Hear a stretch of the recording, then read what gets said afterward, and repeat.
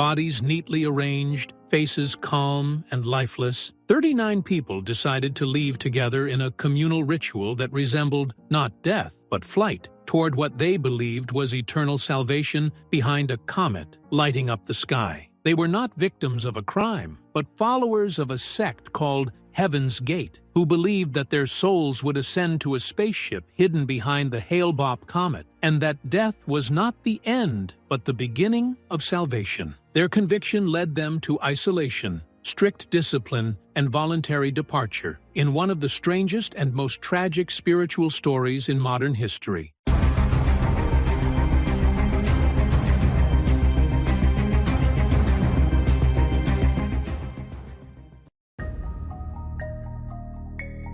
In the 1970s, during a period of spiritual ferment in the United States, with growing interest in metaphysics and the paranormal, an unusual story began between a man and a woman. This story soon transformed into a religious movement that would end in a catastrophe unlike any other in American history. The man was Marshall Applewhite, a man with a conservative religious background who studied sacred music at the University of Texas. He had an operatic voice and a charismatic stage presence. After being dismissed from his university position due to a romantic relationship with a student, Marshall experienced a religious and personal identity crisis, beginning a spiritual quest that took him deep into his inner darkness. The woman was Bonnie Lou Nettles, a nurse and spiritual medium who believed that beings from higher realms whispered secrets to her. When they met in a Texas hospital in 1972, they both felt this encounter was anything but ordinary. As Bonnie would say, it was written in the stars. From that moment, they became inseparable. They decided their mission went beyond this earth, seeing themselves as the two witnesses mentioned in the Book of Revelation, sent to guide humanity toward true salvation. Initially, they were known only by nicknames: T, Bonnie, Do, Marshall, names derived from musical notes, as a way to shed any earthly identity. They began traveling across America in a rented car, meeting people in parks, libraries, and churches, planting the seeds of a new belief. Earth is not our true home. A heavenly kingdom awaits beyond this planet, visible only to prepared souls. Marshall was more than a preacher. He had a mesmerizing oratory power. His words touched the hearts of lost souls, especially those who had failed to find meaning in daily life or felt betrayed by traditional religion. One early follower, later known as Thomas N., a young man from Ohio, wrote in his journal after meeting Marshall, "I feel like I have found my second eye. For the first time, someone tells me I am not of this planet, and I believe him." Over time, it became clear that what the two were building was not just a spiritual community, but a fully structured sect. Renounce the world. Await contact from an advanced civilization that would take them aboard a spaceship. They blended ancient spiritual ideas like salvation and ascension with modern science fiction concepts like interstellar travel, radiant extraterrestrial beings, and cosmic portals. They founded a closed group with a symbolic name, Heaven's Gate. The gate, they believed, would be opened by messengers from above when the time came, just as it had been opened to Bonnie and Marshall through visions and celestial signs. Together, they merged spirituality, metaphysics, and interest in space and extraterrestrials. They believed Earth was just a small dot in the vast universe, with advanced civilizations waiting for humans to transcend their physical and spiritual limitations. While initially regarded as a case of spiritual obsession, the sect's seed grew quietly,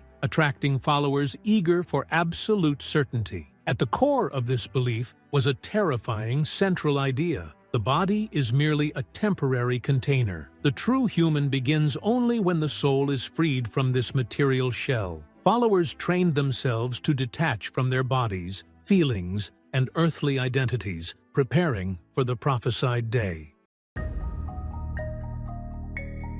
Once Heaven's Gate became an established sect with leadership and teachings, its unique doctrine emerged, a blend of religion and science fiction, redefining concepts like salvation, redemption, and immortality. in a cosmic language unlike earthly religions. Marshall Applewhite and Bonnie Nettles presented themselves as beings sent from the next level, a higher spiritual plane representing the next stage of cosmic consciousness. In their belief, Earth was merely a testing ground, and humans were beings yet to mature. Only a rare few could ascend if they underwent complete purification, a stage they called the next level. This was not ascension in the traditional sense, but a pure realm beyond the material dimension, inhabited by beings who had transcended the body. They did not eat, reproduce, or die, existing instead as pure energy in a higher cosmic order. To reach the next level, one had to abandon everything earthly. Body desires relationships, past even one's name. In this belief, death was not a loss, but a graduation from the material school. They called it exit. Followers wrote exit statements, expressing their excitement for the transition and bidding farewell to Earth with serene celebration. But what convinced them that the time had come? In late 1996, the Hale-Bopp comet appeared, a bright, stunning spectacle that amazed astronomers. To Heaven's Gate members, it was not merely an astronomical phenomenon, but a sign from above. Marshall told followers that a hidden spaceship awaited behind the comet, sent from the next level to carry their souls. He said in one recording, "The craft is there, waiting for us. We just need to show we are ready to depart." Thus began the countdown. The comet became a spiritual symbol, a key to the gate, a bridge between this world and the next. To outsiders, these beliefs seemed insane. To members, they were a cohesive spiritual logic, offering answers long ignored by mainstream religions. They found solace, a safe space for their fears, and an undebatable hope for a new world. A world without pain, body, failure, or loneliness. With each passing day, the Ascension doctrine rooted itself deeper in their minds, transforming from idea to irrevocable life decision. Inside Heaven's Gate, life was not a dull routine of ascetic habits. It was a precisely structured spiritual regimen, almost like a training camp for the soul, where members prepared themselves for what they believed was an inevitable passage to the next level. Members lived in secluded locations, sometimes in rented group homes, other times in trailers hidden deep in the desert, with no phones, no television, no outside relationships. They practiced anonymity, even changing their names into short-coded forms like Sawadi, Neridi, or Toladi. Each name ended with Odi, a suffix symbolizing that the human body was nothing more than a temporary vehicle. There were no personal possessions. Everything was shared. Everything was ordered. Clothing, a simple uniform, food, a strict vegetarian diet, at times bordering on fasting. Interaction, without emotion, without jealousy, without desire. Relationships among members were based on spiritual equality. No one was a friend or brother, only a fellow traveler of ascension. Even married couples who joined together were required to completely sever emotional ties. By order of Marshall Applewhite, sexual activity was strictly forbidden,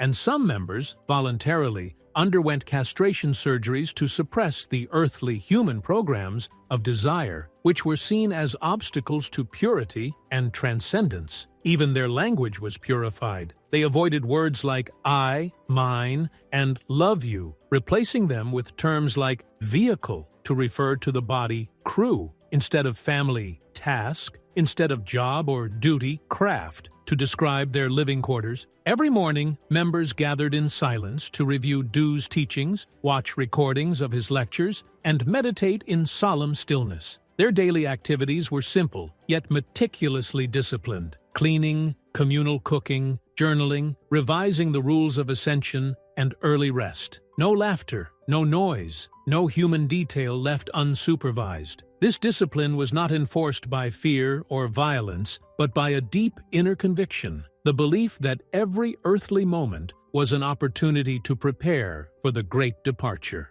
In their eyes, any moment of human weakness was a betrayal of the journey. Yet, despite the rigid order, there were moments of quiet inner struggle. Some confessed to Marshall that they felt nostalgia, doubt, or loneliness. But Marshall didn't suppress them. He reframed their pain in spiritual language, saying, Longing is a test, doubt is a step, and loneliness is the inner echo of the approaching craft. This closed psychological framework made many feel they could not leave, not because of physical restraint, but because the world outside had lost all meaning. To them, the outside world was dead, and only within the sect existed the path. Everyone else was asleep in the darkness of deception, and so life in Heaven's Gate became like existence on a training planet, physically on Earth, but spiritually elsewhere. Every rule, every ritual, every silence was preparing them for the great exit. And when the Hale-Bopp comet finally appeared in the sky, they all felt it. The training was over. The hour of departure had come.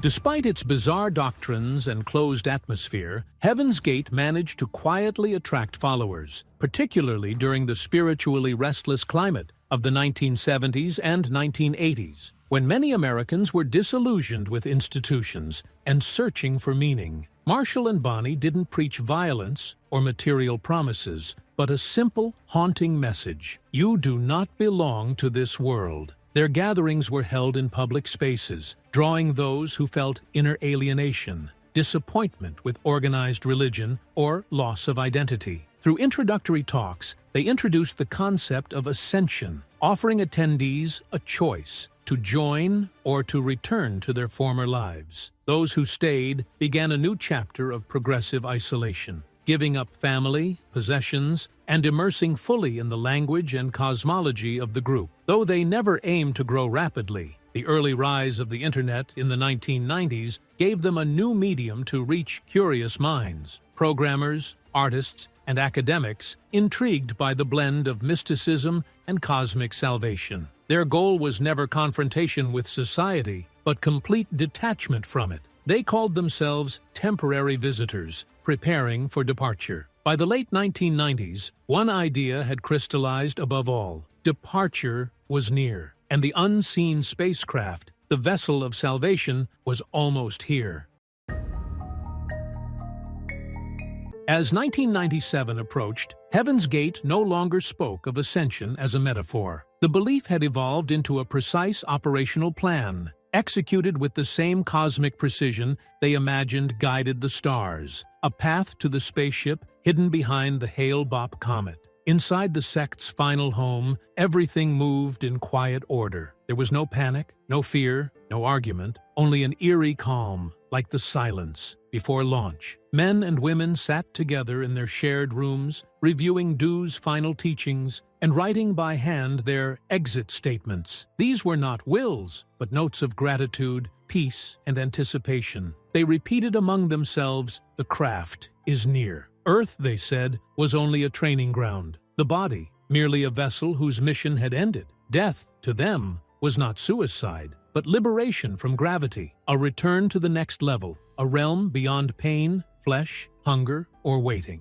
In their final days, the members moved to a large rented house in Rancho Santa Fe, California. There, the plan unfolded. They received their final uniform, a black shirt, matching sweatpants, Nike Decade sneakers, and an arm patch reading "Heaven's Gate, Away Team." It wasn't a costume. It was a statement of unity and cosmic identity. Each member was assigned a bed, a small bag beside it containing their documents, photos, and personal notes. Then came the final preparation. The collective departure was carried out in 3 carefully timed phases. Each group assisted the next, until only the last team remained, led by Dew himself. The method was calm and deliberate. A dose of phenobarbital mixed into applesauce or fruit juice, followed by alcohol to speed the effect, and finally a plastic bag over the head to ensure unconsciousness and quick death. There was no struggle. Everything proceeded exactly as planned. What shocked the world later was not only the act, but the videos recorded before it,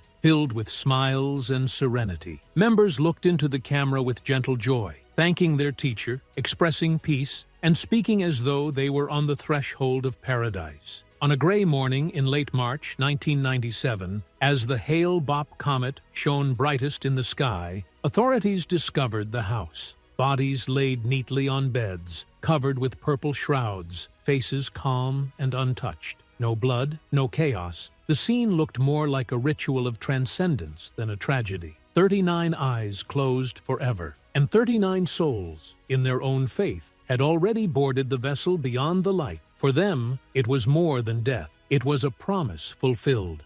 Although Heaven's Gate departed in a single, coordinated moment, its echo reverberated for decades. Their story was not merely one of mass suicide, but a mirror reflecting the fragility of the human soul when it seeks salvation in absolute isolation, surrendering its mind to a belief that brooks no doubt. The sect stood as a stark warning. When the spirit loses its grip on the earth, it may either soar or burn. And in the silence of that California house, one of the strangest endings of the 20th century was written. An ending where science fiction collided with quiet despair, and faith embraced death.